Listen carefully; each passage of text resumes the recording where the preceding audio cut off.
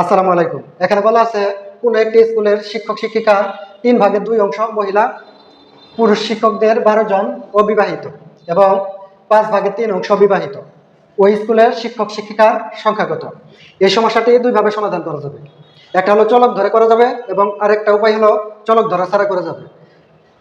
তাহলে আমি সহজ উপায়ে করে দিচ্ছি, চলক ধরেই সমস্যাটি সহজভাবে সমাধান করা যাবে। তাহলে এখানে আমাদের বের করতে বলছে কি মোট শিক্ষক শিক্ষিকার সংখ্যা, এবং আমাদের এই পুরুষ শিক্ষকদের মধ্যে 12 জন হলো অবিবাহিত, এটা সংখ্যায় দিয়ে দিয়েছে, এবং এই বিবাহিত হলো 5/3 অংশ, এটা অংশ দিয়ে দিয়েছে। এখন আমরা যদি এই পুরুষ শিক্ষকদের কত অংশ অবিবাহিত, এখানে কিন্তু দিয়ে দিচ্ছে সংখ্যা, আমরা কি বের করব? অংশ বের করব। এটা যদি বের করতে পারি তাহলে আমরা মোট শিক্ষক শিক্ষিকার সংখ্যা সহজে বের করতে পারবো। তাহলে ধরি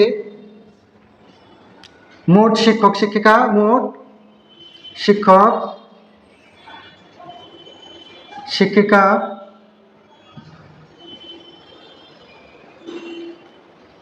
ধরি মোট শিক্ষক শিক্ষিকা কত?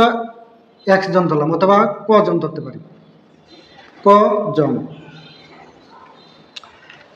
তাহলে বলছে কোন একটি স্কুলের শিক্ষক শিক্ষিকার 3/2 অংশ হলো মহিলা, তাহলে আমরা মহিলার সংখ্যা বের করবো। সুতরাং মহিলা, মোট শিক্ষক শিক্ষিকা কত? কজন। তাহলে মহিলা কত? ক এর 3/2 অংশ, অর্থাৎ এত জন। তাহলে কি আছে? ক আর 2 গুণ হয়ে কি হবে? 2 ক বাই 3 জন। এটা আমরা কি পেলাম? মহিলা পেলাম। তাহলে এখন আমরা পুরুষ শিক্ষক, অর্থাৎ শিক্ষক কতজন, এটা বের করব। তাহলে শিক্ষকের সংখ্যা, তাহলে শিক্ষকের সংখ্যা কত হবে? মোট শিক্ষক শিক্ষিকা হলো কজন, তাহলে মোট থেকে আমরা যদি এই যতজন মহিলা আছে তত বিয়োগ করি তাহলে কি পাবো? শিক্ষকের সংখ্যা পাবো। তাহলে নিচে 3, উপরে হলো 2 ক সমান এই কয়ের নিচে মনে মনে 1 আছে, তাহলে কয়ের নিচে যদি 1 আছে তাহলে কি হলো? 1 আর 3 এর লসাগু হবে 3। এই 1 3 এর মধ্যে 3 বার যায়, 3 দিয়ে ক যদি গুণ করি তাহলে কত হবে? 3 ক বিয়োগ এই 3 3 এর মধ্যে 1 বার যায় 3, আর 1 আর 2 গুণ করলে কত হবে? 2 ক। তাহলে কত পাবো? 3টা ক থেকে 2টা ক যদি বাদ যায় তাহলে হবে 1টা ক, ক বাই 3। তাহলে শিক্ষকের সংখ্যা হলো এতজন, অর্থাৎ 3/ক জন। এখানে বলা আছে শিক্ষকদের 12 জন অবিবাহিত এবং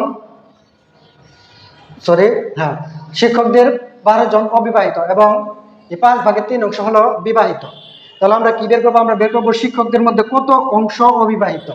এখানে সংখ্যায় দিয়ে দিছে, আমরা যদি অংশ বের করতে পারি তাহলে আমরা দুটা তুলনা করে সমান করে কি করব? মোট শিক্ষক শিক্ষিকার সংখ্যা বের করতে পারবো। এটা আমরা পেলাম শিক্ষকের সংখ্যা। তাহলে শিক্ষকদের মধ্যে 5/3 অংশ হলো বিবাহিত।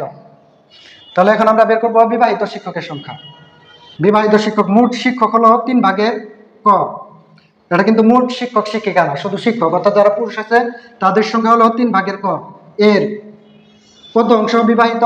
বলছে 5/3 অংশ বিবাহিত। তাহলে 5/3, এই 3 আর এই 3, এটা নিচে এবং উপরে গুণ আকারে থাকলে, নিচে এবং উপরে থাকলে কি হয়? কাটাকাটি যায়, অর্থাৎ ভাগ গেলে এটা 1, এটা 1।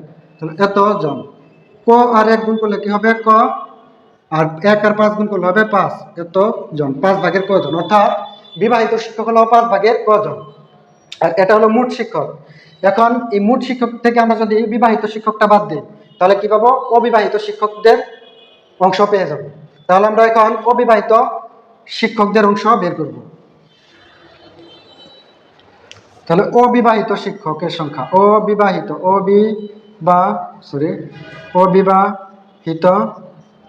শিক্ষক। তাহলে অবিবাহিত শিক্ষক কি হবে? মোট শিক্ষক হলো 3/ক। এখান থেকে আমরা যদি এই বিবাহিতটা বাদ দিই, অর্থাৎ এই যে বিবাহিত শিক্ষক কত পেলাম? 5/ক। এই 5/ক যদি বাদ দিই তাহলে কি পাবো? অবিবাহিত শিক্ষক পাবো। তাহলে 3 আর 5 এর লসাগু কত হয়? 15। 3 5 এর মধ্যে কত বার যায়? 5 বার যায়। 5 দিয়ে ক কে গুণ করলে 5ক, বিয়োগ 5 15 এর মধ্যে 3 বার যায়, 3 দিয়ে ক কে গুণ করলে 3ক। তাহলে এই 15 থাকলো নিচে, এই 5ক থেকে 3ক যদি বাদ দেই 2ক, এত জন। অর্থাৎ অবিবাহিত শিক্ষক হলো 15/2 ক জন।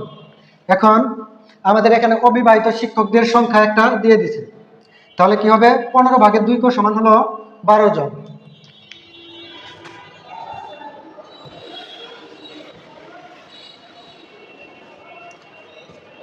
তাহলে শর্ত মতে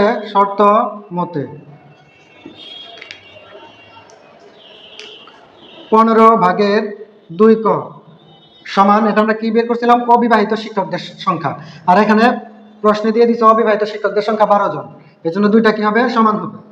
তাহলে 15/2 সমান 12, বা আমরা কার মান বের করবো, কো এর মান বের করবো। তাহলে কো এর মান যদি বের করি, তাহলে 2 করে রেখে দিব, সমানের বাম পাশে এটা কি ছিল, ভাগ আকারে ছিল, সমানের ডান পাশে যে গুণ হবে, 12 গুণ 15।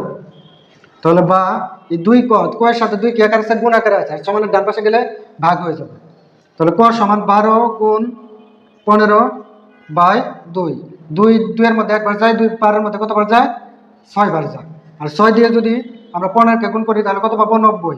অর্থাৎ মোট শিক্ষক শিক্ষিকার সংখ্যা হলো 90 জন। ধন্যবাদ সবাইকে, আসসালামু আলাইকুম।